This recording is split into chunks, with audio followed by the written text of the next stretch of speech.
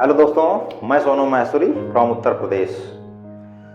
दोस्तों, आज के समय में अगर आप कोई कार्य करने जाते हो या कोई बिजनेस प्लान सोचते हो या आप किसी को बिजनेस प्लान बताने जाते हो या आप कोई भी अच्छा कार्य करने जाते हो तो आपके रास्ते में कुछ बाधाएं आती हैं। कुछ नेगेटिव लोग होते हैं कि जो आपकी सोच पर प्रभाव डालेंगे। मतलब आपको जो कार्य आप करने जा रहे हो तो उसके बारे में आपको नेगेटिव मोटिवेट करेंगे। क्या करेंगे कि यार आप क्या करने जा रहे हो, इसमें यार क्या होगा, यार फालतू टाइम बर्बाद करोगे, जिंदगी में कुछ कर नहीं पाओगे, साला अपना तो बर्बाद है ही, लेकिन जो कुछ करने भी जा रहा है तो उसको भी बर्बाद करने पर तुले हैं।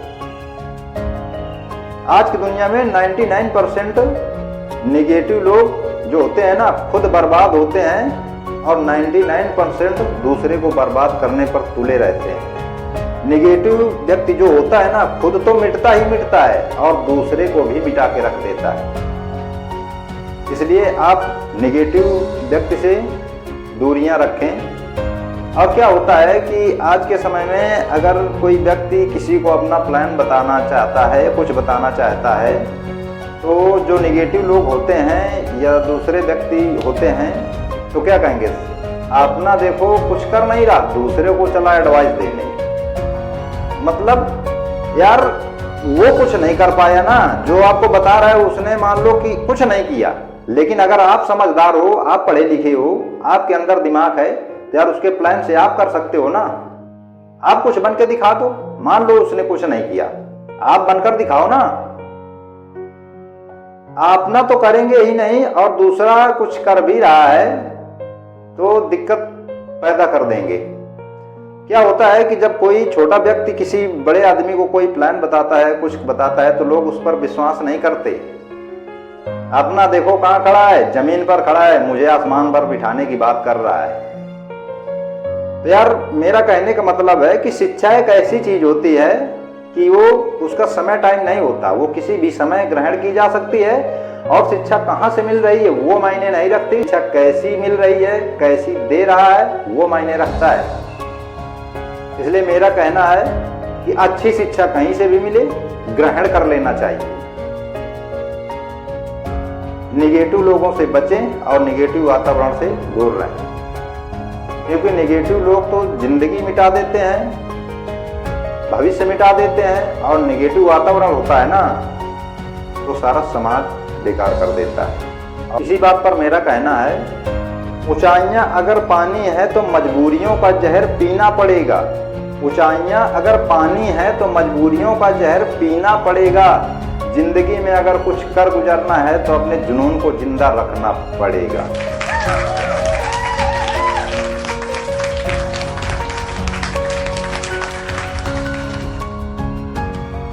दोस्तों, अच्छी शिक्षा आपको कहीं से मिले ग्रहण कर लेनी चाहिए। इसी बात पर मैं आपको एक बहुत पुरानी कहावत है, कहानी है, मैं आपको सुनाने जा रहा हूँ। आप सुनना, गौर करना। एक राजा हुआ करते थे और डेली अपने सभा का संचालन अपने मंत्रियों के साथ किया करते थे। और उस राज्य में, उस सभा में एक उनका बहुत ही परम मित्र हुआ करता था। वो क्या करता था उनका परम मित्र कि राजा अगर कोई बात बोला करते थे या अपनी सभा में बैठकर कोई भी बात, अच्छे शब्द या कुछ भी, जैसे प्रवचन दिया करते हैं ना राजे महाराजे बैठकर, तो उनका मित्र बहुत बढ़िया शब्द से उनको संबोधित किया करता था। जैसे तो ऐसे ही एडवाइस उनका मित्र दिया करता था और राजा बहुत खुश रहा करता था कि चलो हमारी कम से कम शाबाशी हो रही है। तो एक दिन क्या होता है कि राजा अपने शस्त्रागार में अपनी तलवार साफ कर रहे थे और वो जो उनका मित्र था, भाई परम मित्र था, उनके साथ हरदम रहा करता था, वो भी था वहां पर। और तलवार अचानक उनके हाथ से गिर जाती है और उनके पैर का अंगूठा कट जाता है। और उस समय जो उनका मित्र होता है ना, उस समय बोलता है बहुत बढ़िया बहुत बढ़िया। तो राजा को बुरा लगा, यार मेरा तो अंगूठा कट गया और तू बोल रहा है बहुत बढ़िया बहुत बढ़िया। उन्होंने तुरंत अपने सैनिकों को आदेश दिया और बोले कि इसको 3 महीने के लिए जेल में डाल दो। और उनको सैनिक पकड़ते हैं, जेल में डाल देते हैं। और होते करते 2-3 दिन बाद राजा शिकार को निकलते हैं जंगल की ओर, अपने सैनिकों के साथ कूच करते हैं। राजा जो होता है हाथी पर बैठा होता है और उनके सैनिक कुछ पैदल कुछ घोड़ों पर सवार होकर अपना निकल लेते हैं। और जब राजा जंगल पहुंच जाते हैं तो भाई राजा तो हाथी में थे, हाथी की चाल थोड़ा तेज होती है, वो जल्दी पहुंच गए। और जो उनके सैनिक थे बेचारे वो पैदल थे, कुछ घोड़ों में थे तो पीछे रह गए, बहुत उनके बीच में बहुत फासला रह गया। तो क्या होता है कि राजा शिकार खोज रहे थे, तभी वहाँ पर आदिवासी आ जाते हैं और आदिवासी राजा को गिरफ्तार कर लेते हैं और उनको बंदी बनाकर ले जाते हैं और अपनी भाषा में हु आंबा करके उनको पकड़ लेते हैं। पकड़ने के बाद ले जाते हैं भाई। फिर वो आदिवासी कहते हैं कि चलो हम अपनी देवी के लिए बलि देंगे। अब राजा तो सोचे यार अब तो फंस गए यार बुरे, तो उनको नहलाया धुलाया और आदिवासी अपने गाजे बाजे के साथ सारी व्यवस्थाएं सारी तैयारी करके जब अपनी देवी के पास ले जाते हैं तो किसी आदिवासी की नज़र उनके अंगूठे पर पड़ जाती है और देखता है कि अंगूठा कटा है। तो उसी समय वो रिजेक्ट कर देते हैं, भाई आधी अधूरी बलि नहीं दी जा सकती, और राजा को आदिवासी छोड़ देते हैं। राजा तुरंत दौड़े दौड़े अपने महल आते हैं और अपने सैनिकों से बोलते हैं कि उस व्यक्ति को या उस मेरे मित्र को बुलाओ। तुरंत सैनिकों ने दरवाज़ा खोला जेल का और उनको लेकर पेश किया राजा के सामने। तो राजा बोले, यार तुमने उस समय बहुत अच्छी बात बोली थी, बहुत बढ़िया बहुत बढ़िया। मित्र बोला, क्या राजा साहब?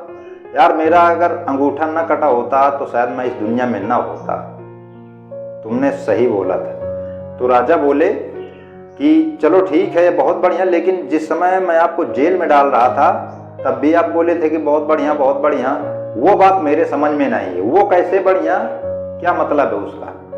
तो उनका मित्र हंसते हुए बोला कि राजा आपका तो परम मित्र था, आपकी तो आधी अधूरी थी और मेरी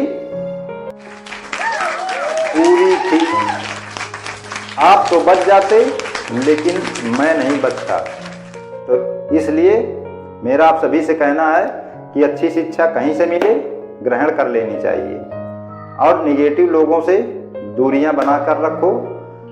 अगर आपको वीडियो अच्छी लगी हो तो एक लाइक और शेयर जरूर करना और चैनल को सब्सक्राइब जरूर कर लेना, ताकि मैं जो भी वीडियो डालूं आप तक उसका नोटिफिकेशन अच्छे से पहुंचता रहे।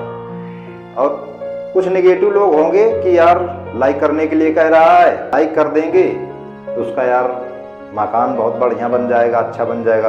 अगर कहीं गलती से सब्सक्राइब कर लिए तो उसको 1 करोड़ का महीना मिलने लगेगा। यार ये सब नेगेटिव क्यों सोचते? ऐसा कुछ नहीं होता।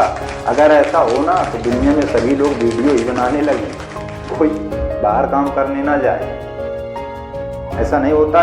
ये जो हम आपसे लाइक के लिए कहते हैं ना, इससे हमें मोटिवेशन मिलता है। मोटिवेशन ये मिलता है कि हम दोबारा अगर कोई वीडियो लाएं तो अच्छे कंटेंट का लाएं। चलो दोस्तों, नमस्कार, जय हिंद।